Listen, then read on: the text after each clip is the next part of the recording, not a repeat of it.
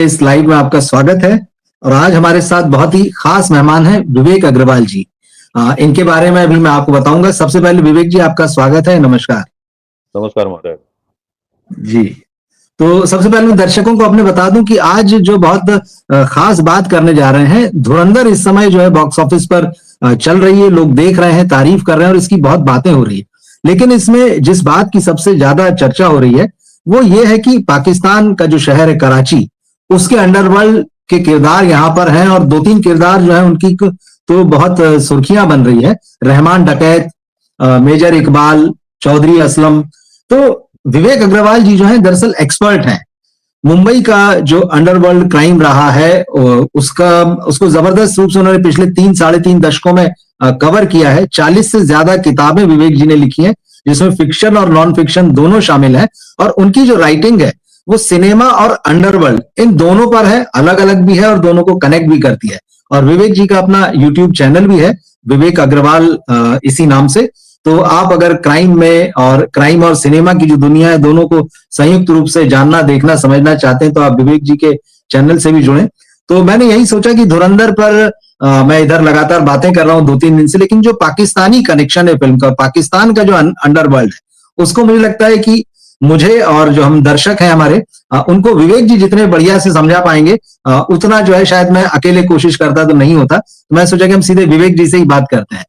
तो विवेक जी बताइए, एकदम कराची का लियारी जो इलाका है वो सुर्खियों में आ गया है, उसकी बात हो रही है, इन कैरेक्टर्स की बात हो रही है जो पाकिस्तान के अंडरवर्ल्ड, जो कराची का अंडरवर्ल्ड है, खासतौर पर रहमान डकैत और अक्षय खन्ना ने बहुत जबरदस्त रोल किया।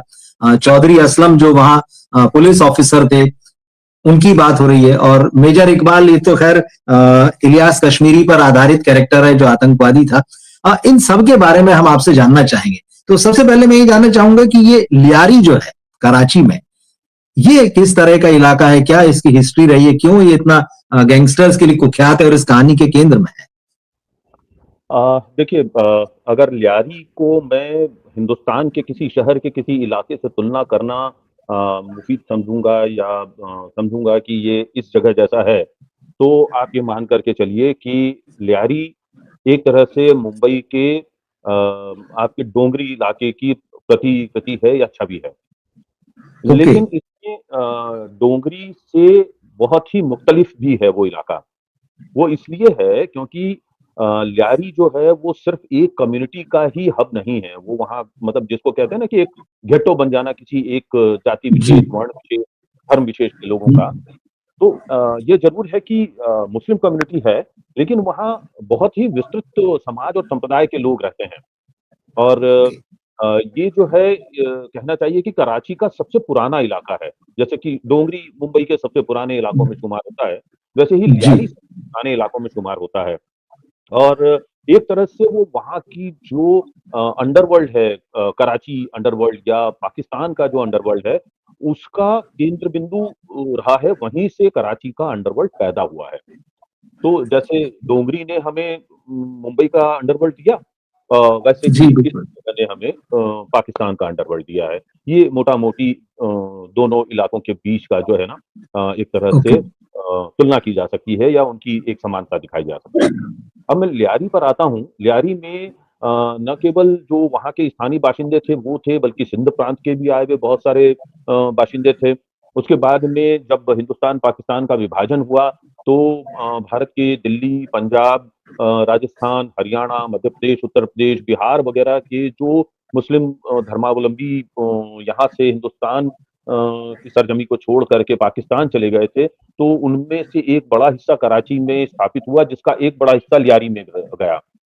लियारी इसलिए गया क्योंकि उन लोगों के पास में रहने के लिए, सिर छुपाने के लिए जगह नहीं थी। और ये बहुत ही मज़दूरों वाली जगह थी और बहुत ही गरीबों वाला इलाका था, जहाँ पे बहुत कम कीमत पे मकान मिल जाते थे।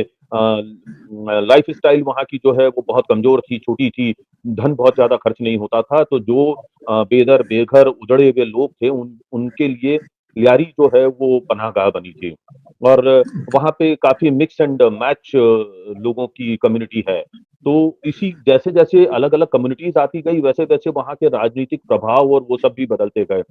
बावजूद इसके वहाँ पर है, बलोच जो कम्युनिटी है, बलोच जो लोग हैं, वो हमेशा से हावी रहे। और जो पहला वहाँ का अंडरवर्ल्ड एस्टैब्लिश करने वाले लोग थे, वो सारे के सारे बलोच ही थे। और इसके रहमान डकैत के पिता भी वहाँ के बड़े गैंगस्टर हुआ करते थे और उनकी मौत के बाद में जो दादा बलोच वहाँ का बड़ा गैंगस्टर था, उसके साथ में रहमान ने हाथ मिला लिया था और उसके बाद में दादा का ही बेटा जो है, वो रहमान का सबसे बड़ा दुश्मन भी बना था दादा की मौत के बाद में। तो ये इलाका जो है हमेशा से बहुत ही क्रिटिकल रहा है, बहुत ज़्यादा वहाँ पर परेशानियाँ रही हैं, पॉलिटिकली भी बहुत सेंसिटिव रहा है। और जो एमक्यूएम का एक तरह से गढ़ रहा, लेकिन साथ ही साथ में पीपीपी जो है बेनज़ीर भुट्टो की जो पॉलिटिकल आउटफिट थी, संस्था थी, संगठन था, उसका भी ये बहुत बड़ा गढ़ रहा है।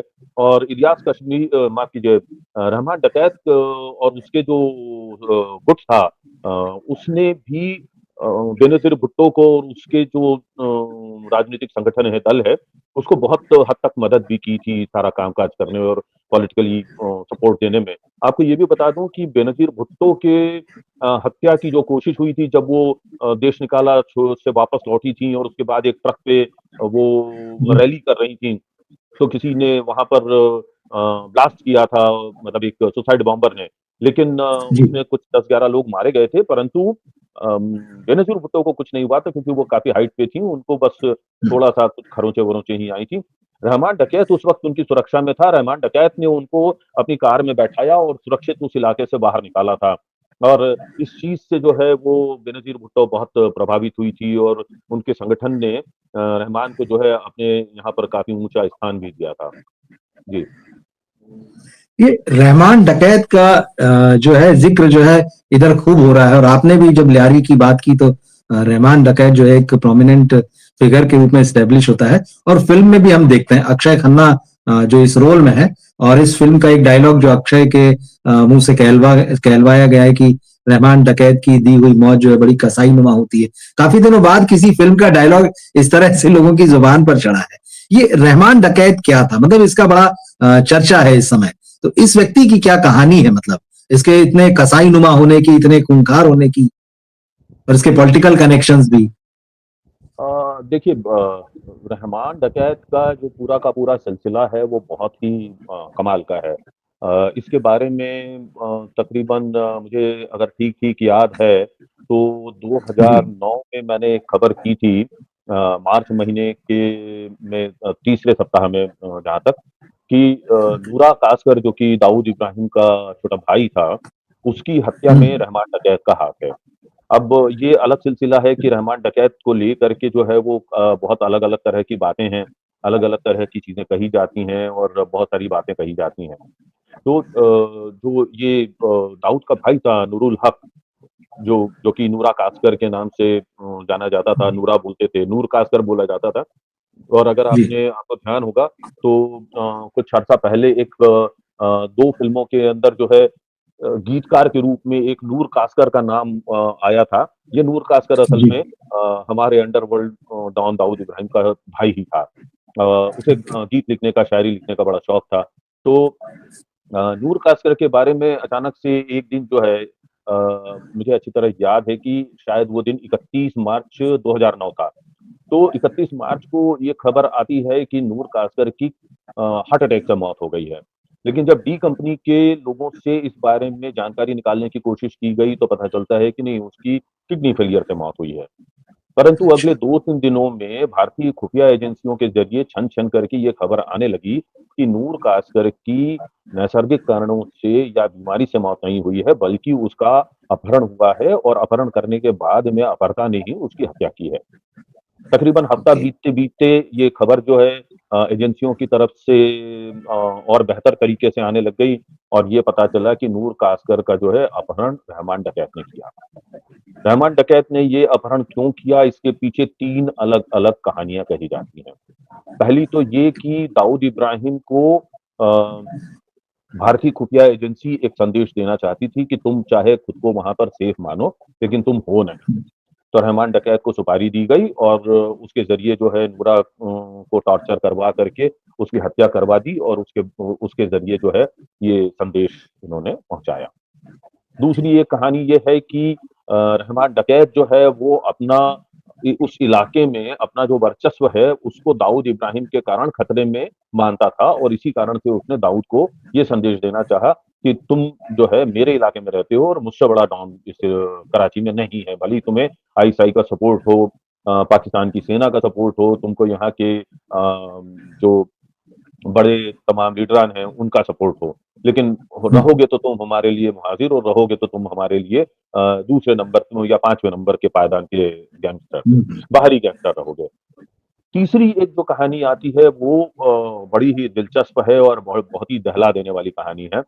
उसमें ये चीज़ बताई जाती है कि इस अपहरण के पीछे नूरा के एक बहुत ही ख़ास मकसद छुपा हुआ था और वो ख़ास मकसद ये था कि रहमान का कोई एक रिश्तेदार हुआ करता था। वो रिश्तेदार जो है उसकी कराची में एक बहुत बड़ी ज़मीन थी और वो ज़मीन की कीमत कुछ 800 से 1200 करोड़ रुपए के आस-पास आँकी जाती थी। तो उस ज़मीन के ऊपर दाऊद इब्राहिम के कहने पर उसके ग्रुप के लोगों ने कब्ज़ा कर लिया और कराची में उसके ऊपर एक बहुत बढ़िया शानदार सा विशाल शॉपिंग मॉल तैयार हो गया। और ये बंदा जो ज़मीन मालिक था, ये लगातार दाऊद इब्राहिम और उसके लोगों के संपर्क में बना रहा और उनसे कहता रहा कि आप मेरी ज़मीन पे कब्ज़ा मत करो। लेकिन ना पुलिस कुछ करने वाली थी, ना वहाँ का सिस्टम कुछ करने वाला था, क्योंकि वो सब तो दाऊद के पीछे थे। लिहाज़ा जब चारों तरफ से वो बंदा हैरान, परेशान, हलाकान हो लिया, तो उसने रहमान डकैत का रुख किया, उसकी शरण में पहुँचा। रहमान डकैत को उसने दुबला रोया कि मेरे साथ इस कदर जी। बात हो चुकी है और हुँ, हुँ। मेरे साथ ऐसा-ऐसा हो गुज़रा है। तो रहमान डकैत ने उनसे कहा कि ठीक है, अगर हमारे इलाके में कोई दूसरा बंदा सिर उठाएगा तो हम भी सिर कुचलना जानते हैं, हम उसको सबक सिखाएँगे। रहमान डकैत के जो मुखबिर सेना है, उसके जो अपराधी हैं, उन लोगों ने क्लिफ्टन इलाके और आस-पास के इलाके में निगाहबीनी शुरू की और कुछ समय में उन्हें पता चल गया कि नूरा जो है वो अ, अपनी कार में कई बार अकेले भी बाहर जाता आता है और उसका पीछा किया जाता था, ये देखा जाता था कि वो कहाँ जा रहा है, कहाँ आ रहा है, कब निकलता है, कब बाहर आता है, कब गार्ड्स होते हैं, कब नहीं होते हैं। और एक दिन जब उन्होंने देखा कि वो क्लिफ्टन एरिया में ही इनका जो घर है दाऊद इब्राहिम का, उससे कुछ दूरी पर सिटी बैंक का एक एटीएम सेंटर है, उसके बाहर जो है रुका है। ये कहा जाता है, मुझे इस बारे में पुख्ता नहीं मालूम कि जी। नूरा उस समय कुछ कैश विथड्रॉ करने के लिए और एटीएम में जा रहा था और उसी समय रहमान डकैत के लोगों ने आकर के उसका अपहरण कर लिया और उसे किसी सुनसान ठिकाने पर लेकर के गए और वहाँ से दाऊद को रहमान ने फ़ोन करके और कहा कि तुम हमें इस चीज़ के एवज़ में पैसे दो। तो वो जो रकम की माँग की गई थी, वो रकम की माँग करीब-करीब $50 मिलियन के आस-पास होती है ओह! या कुछ 1200 करोड़ रुपए या कुछ ऐसी बोली जाती है, जो कि उस ज़मीन की कीमत थी। अ, हालाँकि इसको 50 मिलियन डॉलर को लोग बाग जो है अपहरण और फिरौती के मामले में भी देखते हैं, परंतु खबर का दूसरा हिस्सा ये है कि ये जो रकम है ये फिरौती ना होकर के उस ज़मीन की कीमत माँगी जा रही थी। तो लिहाज़ा दाऊद ने उसको कुछ भला-बुरा कह दिया, कुछ कठोर शब्दों का इस्तेमाल कर दिया गुस्से में। रहमान डकैत ने उसके बाद कहा कि अब तो पैसे नहीं चाहिए, अब तो बदला चाहिए और नूरा को जो है वो सिगरेट से दागना शुरू किया, जलती हुई सिगरेट से और उसकी चीखें जो हैं दाऊद को सुनाई और काफ़ी टॉर्चर करने के बाद में नूरा को 6 या 7 गोलियाँ कुछ सूत्र जो है 6 गोलियों के बारे में कहते हैं, कुछ सूत्र 7 गोलियाँ कहते हैं। कुछ सूत्र कहते हैं कि पूरे जिस्म में गोलियाँ थी, कुछ का कहना है कि सातों गोलियाँ सिर में मारी गई थी। इन दोनों चीज़ों की पुष्टि मुझे कभी भी हो नहीं पाई। तो ख़ैर कहानी ये बनती है कि फिर उसके बाद में उसका जिस्म ला करके उसी एटीएम सेंटर के बाहर फेंक दिया और फिर उसके बाद में दाऊद ने जो है उसका अंतिम संस्कार जो है वो करवाया, कफ़न-दफ़न हुआ और कहानी यही बाद में भी रखी गई कि किडनी से हुँ। ही की बीमारी से या दिल का दौरा पड़ने से ही मौत हुई है। इसके बाद में कोई भी क्योंकि मतलब मामला इस तरीके से बनाया नहीं जाना था कि ये हत्या है अपहरण के बाद में, तो मामले की कोई पुलिस छानबीन ये सब तो होनी नहीं थी।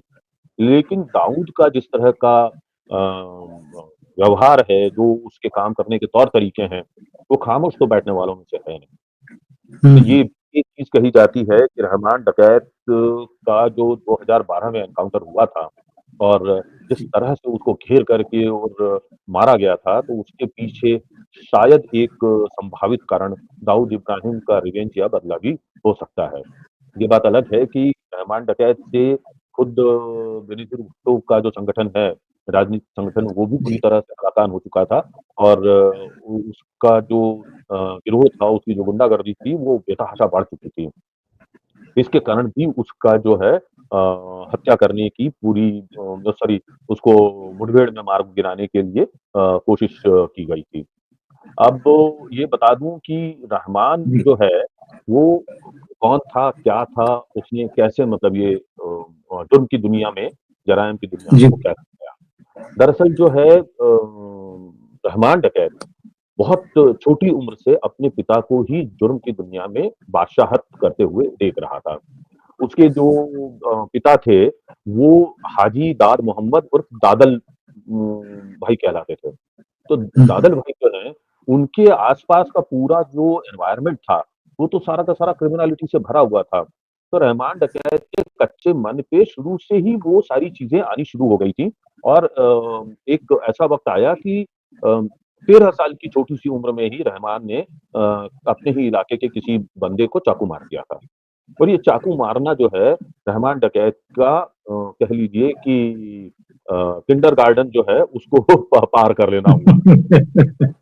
ठीक। तो उसने अपनी केजी जी, पार कर हाँ, ये मतलब जो है प्राथमिक शाला जो है उसमें पढ़ के वो बिल्कुल। बाहर आ गया, मिडल हाँ, क्लास में पहुँच गया था।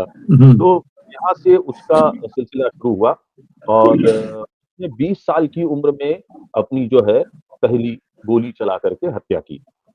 तो ये 13 से लेकर के 20 साल की उम्र जो हुँ, है ना वो बहुत अच्छी होती है। यहाँ आप किताब के साथ भी आगे बढ़ सकते हैं, बाँसुरी के साथ भी आगे बढ़ सकते हैं और बंदूक के साथ भी आगे बढ़ सकते हैं। इससे बिल्कुल। ऐसा हुआ था। तो हुँ, वो तो काफ़ी खूंखार होता चला गया। अच्छा रहमान के हुँ, साथ में एक अलग ही आख्यानक और भी जुड़ा हुआ है। वो जी, कहा जाता है कि उसने अपनी ही सगी माँ की हत्या की थी और उसकी लाश पंखे से लटका दी थी। ये बहुत ही वीभत्स कहानी है और जी, कितनी सच है, कितनी नहीं है। यहाँ तक कि पाकिस्तान के जो हमारे काउंटर पार्ट जर्नलिस्ट हैं, वो लोग भी हुँ, इस कहानी को लेकर के इत्मीनान नहीं रखते हैं कि ऐसा सच में कभी हुआ होगा। ये कही सुनी बात ही है, लेकिन ये कहा जाता है कि रहमान को अपनी माँ के किसी विरोधी गिरोह के बंदे से ताल्लुकात होने की जानकारी मिली थी। उसके अवैध रिश्तों के बारे में पता चला था और इस चीज़ से नाराज़ होकर के उसने अपनी माँ का कत्ल कर दिया था और पंखे से लाश लटका दी थी। ये कहानी कितनी सच है, कितनी झूठ है ये नहीं हुँ, पता लेकिन लियारी में ये कहानी बहुत प्रचलित थी और इस कहानी की वजह से ही लियारी इलाके में रहमान डकैत का जो है वो खौफ छा गया था, कि जो आदमी माँ का सगा नहीं हुआ वो हमको क्या बख्शेगा? सही तो इस सही बात, कदर बिल्कुल। मतलब मामला खतरनाक हो चुका था। और ये बताऊँ कि रहमान के जो पिता थे दादल, वो तो जी, 1960 के दशक से ही जराइम पेशे में थे। वहाँ पे जो नशाखोरी है, उसका सबसे बड़ा सेंटर उन्होंने लियारी को बना दिया था। वहाँ पर बहुत बड़े पैमाने पर उन्होंने इसका कारोबार शुरू किया था हशीश का। और हशीश की तस्करी और हशीश क की बिक्री मतलब उनकी शरारत में हुआ करती थी। तो इस कदर मतलब वो वहाँ पर वो उनका राज छाया हुआ था कि दूसरे गिरोह उनके नशे के धंधे में घुसते ही नहीं थे डर के मारे, कि जो घुसा उसको मतलब मौत तय है। तो इस बीच में कराची तक जो है रहमान की भी पहुँच होने लगी थी लियारी से निकल कर के और उसकी कराची जी, में भी अपराधियों की और उनकी जो है गूँज आने लगी थी। ये पूरा का पूरा जो सिलसिला है ये उन लोगों का हुँ, चल रहा था और काला नाग नाम का उस दौर में एक ड्रग लॉर्ड था लियारी जी, इलाके का। वो चाहता था कि मतलब इस मोटी कमाई का एक हिस्सा उसके भी हिस्से में आना चाहिए और वो लगातार अपनी कोशिशें करता रहता था। इसके कारण जो है दादल और काला नाग इनके बीच में ज़बरदस्त लड़ाइयाँ चलती रहती थी। तो रहमान भी उन लड़ाइयों में और बाकी सब चीज़ों में मुब्तला रहता था और अंततः ये सारी चीज़ें चलती रहीं कि बहुत खतरनाक तरीके से लड़ाई चली, बहुत खून-खराबा हुआ। अंत में करीब-करीब समझिए कि 30 साल 32 साल तक जो है दादल ने लियारी और कराची के अंडरवर्ल्ड पे राज किया और रहमान उसका एक इंटीग्रल पार्ट था। लेकिन वहाँ पे एक और बड़ा खूंखार गैंगस्टर हुआ करता था, जिसका नाम था बाबू डकैत। बाबू डकैत ने जी, बादल की हत्या कर दी और अ, बाबू डकैत जो है वो लियारी के उन लोगों में शामिल है जो बहुत ही पढ़े लिखे लोगों में शामिल था। मतलब उस जमाने में एमएससी फिजिक्स किया हुआ बंदा था वो। तो ऐसे व्यक्ति का अंडरवर्ल्ड डॉन बनना, आप सोच सकते हैं बिल्कुल। कि कितनी बड़ी बात होगी। अच्छा, लियारी जो है वो सिर्फ़ गुंडों मवालियों का इलाका नहीं था। लियारी से ओके। बड़े-बड़े खिलाड़ी निकले हैं, बहुत अच्छे बॉक्सर निकले हैं, बहुत अच्छे पहलवान निकले हैं, बहुत अच्छे पढ़े-लिखे लोग निकले हैं ना, जिन्होंने कि पूरी दुनिया में पाकिस्तान का नाम रोशन किया है। लेकिन चूँकि वहाँ पे इस कदर गैंगस्टरिज़्म हावी था कि आप समझ लीजिए कि वो लियारी को जो है, पूर्व का ब्राज़ील हुँ, कहा जाने लगा था। तो ठीक, ये ओके। ये हालत हो गई थी वहाँ हाँ, की। तो रहमान डकैत जो है, उसकी तो फिर एक तरह से बाद में वहाँ पे पूरी बादशाहत छा गई। पिता के जाने के बाद में उसने गिरोह सँभाल लिया और रहमान डकैत जो है, वो उस पूरे इलाके का सबसे बड़ा गैंगस्टर बन गया। लेकिन उसकी आम लोगों के बीच में छवि बहुत कमाल की थी। वो वहाँ का एकदम कहिए ओके। कि ज़ोरो था, वहाँ का मंगल डाकू था वो। वो अच्छा। गरीबों को सताता नहीं था हाँ, हाँ। और अमीरों को लूटता था, ये दास्तान थी। उसने वहाँ पे अस्पताल बनवाए, वहाँ पर उसने लोगों को भर्ती करवाया, उनको मरीज़ों के मुफ़्त इलाज करवाता था। बच्चों को पढ़ाई करनी है तो उनको जब तक पढ़ना है, जितना पढ़ना है उतना पैसे उन लोगों की फ़ीस, उनके कपड़े-लत्ते, उनके बाकी सब चीज़ों के लिए वो धन मुहैया करवाता था। और कई इलाकों में उसके सड़कों के किनारे मुफ़्त लंगर चला करते थे। तो ओह! जब गरीब जनता वहाँ पे खाना खाया करती थी तो निश्चित तौर पे एक ऐसा आदमी तो मसीहा और फरिश्ता ही कहलाएगा। तो बिल्कुल। ये जैसे कि अरुण गवली का पूरा हमारे यहाँ मुंबई में जो है चलता है, जिस तरीके से उसने जी। वहाँ की लोगों को अपने इलाके में भाई कलेक्ट की मदद की है और उनके ज़रिए उसकी जो एक अलग छवि बनी हुई है, जिसके कारण वो विधायक भी बना जीत करके उस इलाके से। तो वैसी ही स्थिति रहमान डकैत की भी वहाँ थी। तो रहमान डकैत जो है टैंकरों के ज़रिए जो महँगा पानी बेचा जाता था वहाँ पे, वो गरीब लोगों को सस्ते में उपलब्ध करवाया जाता। वहाँ पे कराची जो है वो बिल्कुल। टैंकर माफ़िया का हाँ, बड़ा गढ़ है। जैसे मुंबई हमारा टैंकर माफ़िया का जी। बड़ा गढ़ है, वैसे ही हुँ, कराची भी हुँ, पूरा है और लियारी में भी वो चीज़ थी। बावजूद इसके गरीबों को सस्ते में पानी देना या मुफ्त पानी देना और अमीरों से पानी की मोटी कीमत वसूलना, वो भी रहमान डकैत के ऑपरेशंस का एक बड़ा हिस्सा रहता था। किडनैपिंग के बड़े धंधे में वो पहले से मौजूद था।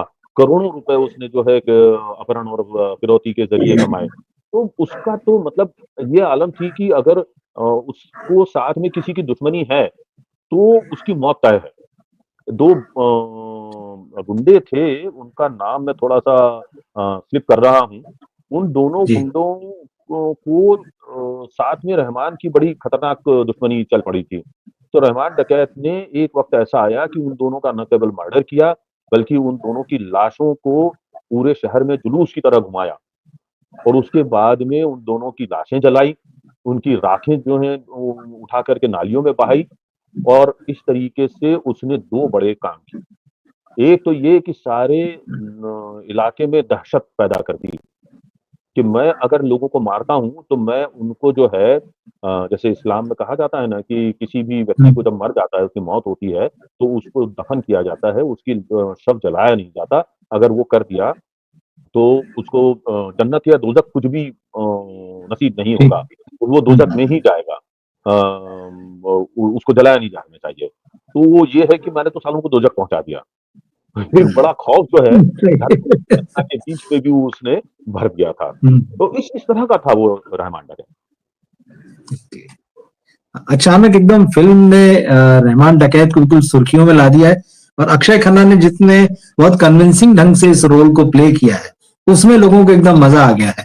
और फ़िल्म जिन दर्शकों ने देखी है वो तो बता भी सकते हैं और जिन्होंने नहीं देखी तो मैं कह सकता हूँ कि इस फ़िल्म को देखना चाहिए अक्षय के लिए कम से कम। इस फ़िल्म में 2 और कैरेक्टर हैं, एक की हमने बात की रहमान डकैत की, दूसरा एक कैरेक्टर जो है वो अर्जुन रामपाल ने प्ले किया है मेजर इकबाल का।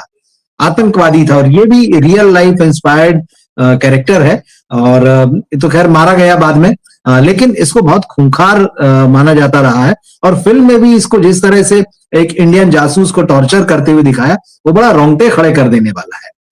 इसका क्या मामला है, इसकी क्या कहानी है, ये क्यों इतना इंपॉर्टेंट है कि इसका जिक्र यहाँ फिल्म में इतने प्रोमिनेंट ढंग से होता है? इलियास देखिए कश्मीरी पर बेस्ड कैरेक्टर ये।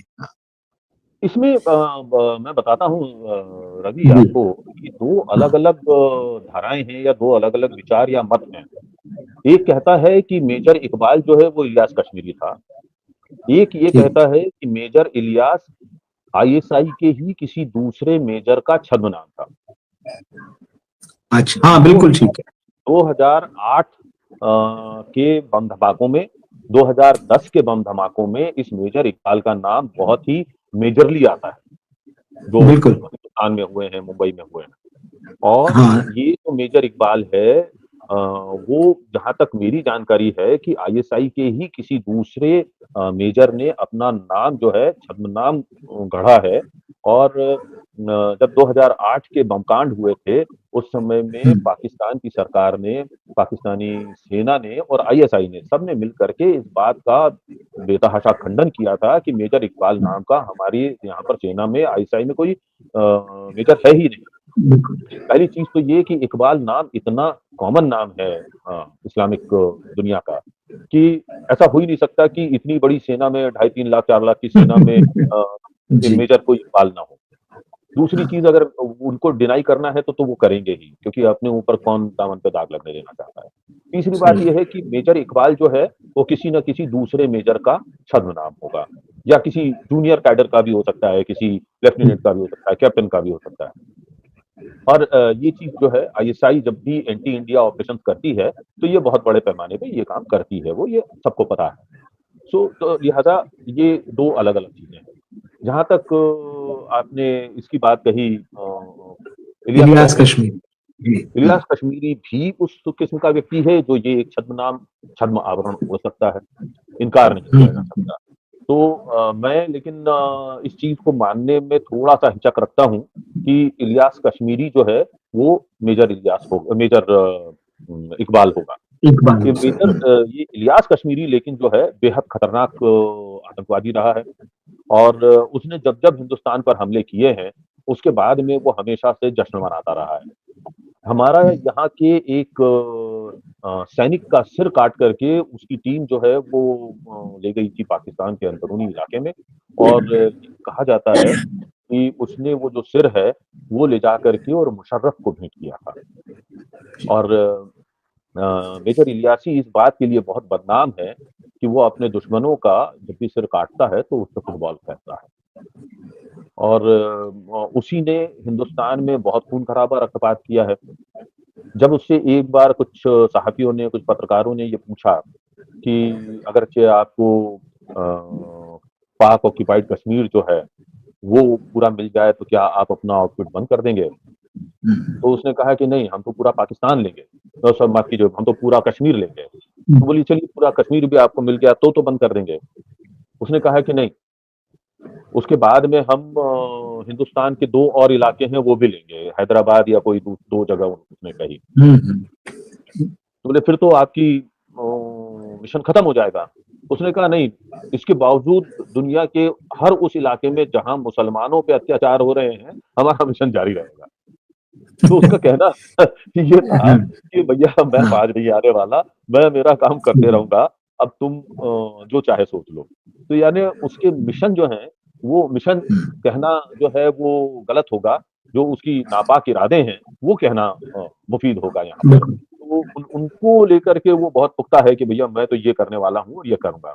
हिंदुस्तान में उसने बहुत सारे ऊट-पटांग हरकतें की हैं, उनमें कई जगहों पे उसने बर्दाश्त कराए हैं और अपना जो उसने टेररिस्ट आउटफिट खड़ा किया था हूजी, उसके ज़रिए तो उसने हिंदुस्तान में इतनी तबाही मचाई है कि क्या बता सकता हूँ मैं आपको। बहुत बड़े पैमाने बिल्कुल, पे उसने पूरे हिंदुस्तान में तबाहियाँ मचाई है। जी, ज़रूर। जी। और एक तीसरा मेजर कैरेक्टर आता है चौधरी असलम, संजय दत्त जो निभा रहे हैं और जिन्होंने जो लियारी जो है वहां पर जो अंडरवर्ल्ड खत्म करने की कोशिशें जो हुई जो पाकिस्तान ने उसमें बड़ा रोल निभाया और रहमान डकैत जो है उसका भी एनकाउंटर इन्होंने ही किया।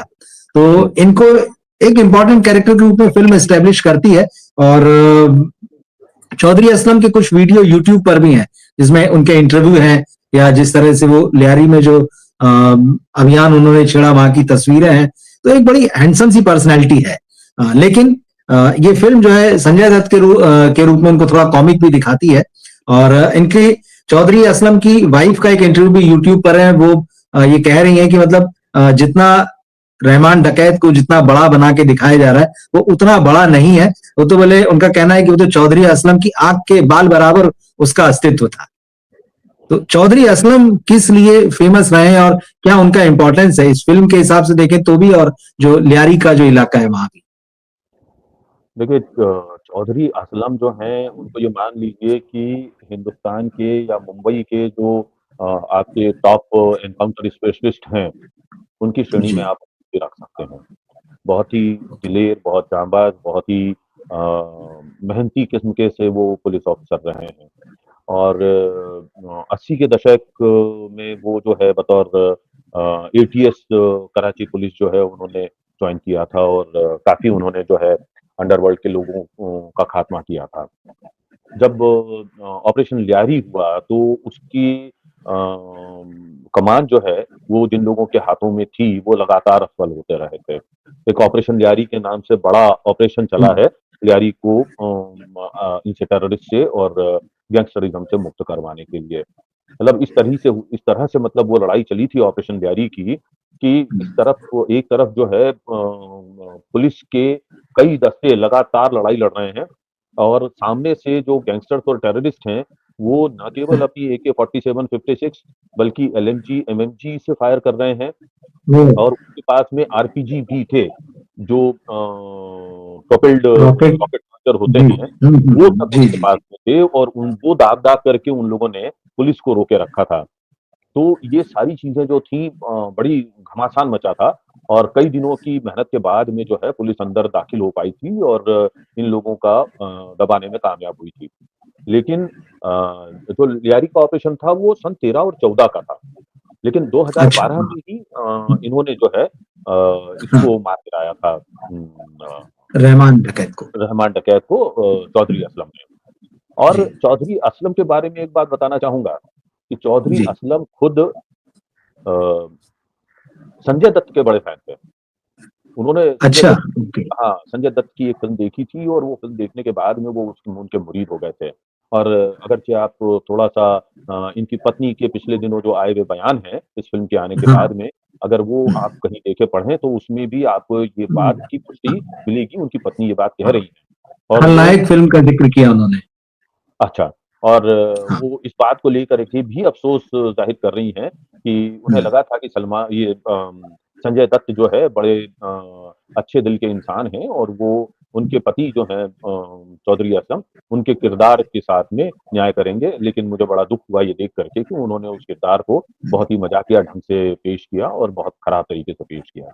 दूसरी बात ये कि उन्हें जिन्न का बेटा और पता नहीं क्या-क्या ये कुछ डायलॉग्स हाँ में वो कहा गया है, बिल्कुल। हाँ जिससे हाँ। भी जी उनकी जी। भावनाएँ जो हैं आहत हुई हैं। अब सवाल ये उठता है कि चौधरी असलम का हिंदुस्तान की तवारीख में किसी भी किस्म की नेगेटिविटी करते हुए, कोई भी एक्टिविटी करते हुए आज तक कोई जानकारी नहीं आती है। तो उनके किरदार को फ़िल्म में इस तरीके से नेगेटिव दिखाने की और हथौड़ मजाकिया जोकर के रूप में दिखाने की ज़रूरत नहीं थी, जो मैं मानता हूँ। अच्छा, मैं हम्म। एक और रवि भाई ये कहना चाहता हूँ कि इस फ़िल्म ने जी। जो है अभी तक राजनीतिक तौर पर हमारे बीच जो छींटा-कशी होती थी, गाली-गलौच होती थी, जो एक-दूसरे के साथ में दुश्मनियाँ चला करती थीं, उसका अब एक नया अध्याय इस फ़िल्म ने खोल दिया है। पहले तक पाकिस्तान के अच्छा। खिलाफ जो भी कुछ हुआ करता था, उसमें लोगों के नाम हम्म। बदल के, किरदार बदल करके और अपना फ़िल्म जो है, हीरो को हम जीतते हुए दिखा देते थे, हिंदुस्तान को जीतते दिखा देते थे। ये पहली फ़िल्म है, बिल्कुल। जिसने विदेशी सरज़मी के कुछ लोगों के असली नाम दे करके और उनके किरदारों के हूबहू चेहरे पेश करके एक नया पंडोरा बॉक्स खोल दिया है। अब ये इसका जो जवाब जो है वो पाकिस्तानी जो मीडिया है या पाकिस्तानी जो बिल्कुल। है उसकी तरफ से भी आना शुरू हो जाएगा। तो वो हाँ। भी अब जो है हिंदुस्तान के लोगों के नाम दे करके उनकी शक्ल-सूरत के लोगों को पेश करके और एक जो है इस तरह की सी फ़िल्में बनाने का आने का सिलसिला अब शुरू होने जा रहा है। ये मुझे साफ तौर पे दिखाई दे रहा है क्योंकि वहाँ से जिस तरह की गर्माहट सामने आ रही है। हम्म। खैर मैं वापस लौटता हूँ चौधरी जी। असलम के ऊपर। तो चौधरी असलम ने न केवल वहाँ के रहमान डकैत को मार गिराने के लिए एक बहुत लंबा चौड़ा ऑपरेशन चलाया था, बल्कि उसके पहले उन्होंने रहमान डकैत का जो पूरा गैंग है उसको इन्फिल्टर किया था अपने मुखबिरों और अपने पुलिस के जो अंडर कवर एजेंट्स हैं उनके ज़रिए। और ओके। उनके छुपने के ठिकाने, उनके हथियारों की जानकारी, उनके जो इलाके हैं उसकी पूरी जानकारी, उनके नक्शे-वक्शे सब तैयार करवाए थे। और उन्होंने ये किया कि जिस दिन उन्हें रहमान डकैत को मारना था उससे 1 दिन पहले 24 हुँ, घंटों में उन्होंने सादे कपड़ों में अपने जुझारू पुलिस बल के जो जवान थे, जो नेक टू नेक फाइट करने में या जिसको कहते हैं हम क्लोज़ कॉम्बैट करने में उस्ताद थे, दर्जनों हुँ, की संख्या में उनको गलियों में पहुँचाया पहले, ताकि वो लड़ाई जो है, वो सिर्फ़ अंदर और बाहर की ना रहे, वो लड़ाई जो है, वो इस तरीके से अंदर घुस करके हो कि जैसे एक हम कहते हैं ना कि ट्रोजन हॉर्स अंदर भेजना, उस तरीके बिल्कुल, से बिल्कुल। उन्होंने हाँ, ट्रोजन हॉर्स के रूप में अपने सारे लोगों को भेजा और फिर उन्होंने अपने आला कमान को वो खुद बाहर की तरफ खड़े थे गैरी टाउन के और फिर अपने आला कमान को उन्होंने कहा कि मैं काम शुरू कर रहा हूँ, बस आप तो कुछ खबर का इंतज़ार करें। और कुछ देर बाद में जो है रहमान डकैत को मारा गया और उन्होंने फ़ोन करके कहा कि आपका काम हो गया है। ये शब्द उनके जो है रहमान डकैत की मौत के साथ में सामने आए थे। और इस तरीके से चौधरी असलम ने पूरा जो अ, उस इलाके का अंडरवर्ल्ड है उसको ख़त्म करने की जो शुरुआत है, वो उन्होंने की थी। अफ़सोस की बात ये है कि इनको मारने की बहुत कोशिशें हुई। जी, लगातार इनके पीछे जो है टेररिस्ट ग्रुप पड़े रहे कुछ पॉलिटिकल आउटफिट भी पड़े रहे और कई दफ़ा उनकी हत्या करने के लिए जो है वो गनमैन्स ने कोशिश की असफल रहे। कई दफ़ा जो है उनको बम से उड़ाने की कोशिश की, असफल रहे। एक बार तो एक बंदे ने ले जाकर के पूरी की पूरी गाड़ी ही उनके पास कहीं ठोक दी थी। लेकिन वो अनहार्म्ड मतलब जो है वो बच निकले। लेकिन उनकी मौत भी बम से ही हुई। एक सुसाइड बॉम्बर जो है उनके पास चला आया और उसने डिटोनेट किया और इस हादसे में न केवल चौधरी असलम मारे गए, बल्कि उनके साथ के कुछ जांबाज जो पुलिस के जवान थे वहाँ के, वो भी मारे गए थे। तो ये उनकी असली कहानी है। मुझे दुःख हो रहा है कि हमारे फ़िल्म उद्योग ने जो है उनको इस तरीके से दिखाया है, लेकिन हमें किसी की अच्छे ऑफ़िसर की, चाहे वो भले ही दुश्मन देश का क्यों ना हो उसकी शहादत बिल्कुल। जो है, वो गलत तरीके से पोर्ट्रे नहीं करना चाहिए। जी, आपने बहुत इम्पोर्टेंट बात कही कि जिस तरह से मतलब पहली बार हम ये देख रहे हैं कि पाकिस्तान के रियल लोग जो हैं उनके रियल नाम के साथ में और उनके जैसे ही किरदार खड़े करके उनकी रियल कहानियां दिखाने की जो कोशिश यहाँ हमको दिखाई देती है वो एक तरह का नया पेंडोरा बॉक्स जो है निश्चित रूप से ये खुल सकता है क्योंकि अब वो भी इसी तरह की कोशिश करेंगे कि आपके यहाँ के लोगों के रियल नाम और उनके कैरेक्टर स्केच वाले जो लोग होते हैं उनको पर्दे पर दिखाएं तो ये वाकई एक नया मोर्चा खुल गया है इसको हम इस तरह से देख सकते हैं लेकिन आपसे ये जो बातचीत रही और आपने जिस तरह से रहमान डकैत के बारे में मेजर इकबाल फिल्म में जो दिखाया गया चौधरी असलम जो है इनका जिस तरह से आपने इनकी रियल स्टोरी बताई तो मेरा मकसद यही था कि भले ही फिल्म इनको फिल्म की तरह से दिखा रही है लेकिन एक हम जर्नलिस्टिक नजरिए से एक सीनियर जर्नलिस्ट और आपके जैसा जो क्राइम को कवर कर रहा है पिछले 3 साढ़े 3 दशक से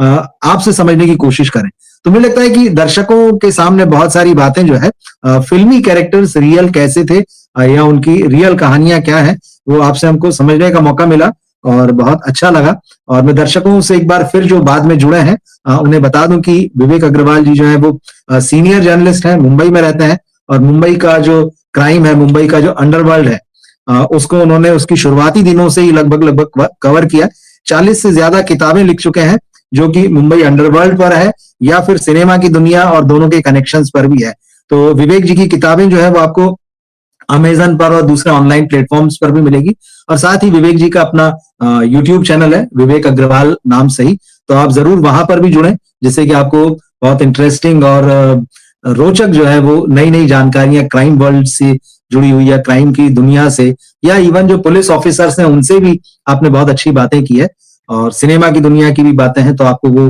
विवेक जी के चैनल पर मिलेंगी तो आप सभी का धन्यवाद देता हूं और विवेक जी आपका बहुत बहुत आभार बहुत बहुत धन्यवाद आप आए और आपने इतनी जानकारी परक चीजें और बड़े सरल शब्दों में आपने चीजें समझाई।